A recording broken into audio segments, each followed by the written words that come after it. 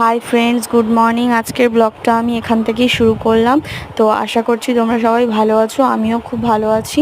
তো কালকে রাতেই আমি বাপের বাড়ি থেকে চলে এসেছি। এসে এই ছেলে ঘুম থেকে উঠে পড়েছে, আমি অনেকক্ষণ আগেই ঘুম থেকে উঠে পড়েছি। এখন বাজে ঘড়িতে 6:45। তো ছেলেকে খাওয়ালাম দাওয়ালাম, খাইয়ে দাইয়ে এই ঘরের সামনে নিয়ে বসলাম, কারণ ও ঘরে থাকবে না, ওই বাইরে গরমের মধ্যে এখানে থাকবে, ফ্যানের তলায় থাকবে না। ঘরের মধ্যে থাকতেও ভালো লাগে না। তো আমার রান্নাও কমপ্লিট হয়ে গেছে, মানে ভাতটা হয়নি, কিন্তু আমার মাছের ঝাল করেছি, এই যে মাছের ঝাল করেছি আজকে। আর এদিকে ছেলের খাবারও হয়ে গেছে, সুজি করেছি ছেলের জন্য। আর এদিকে ভাতটা এখনও বসাইনি, ভাতটা বসাবো, ওই ভাতটা দেরি করে বসালেও হবে, তা দেরি করে বসিয়ে দেবো। এদিকে ছেলের খাবার কমপ্লিট, এবার আমি ছেলের সাথেই থাকবো সারাদিন। তো আজকের ব্লগটা এইটুকানি।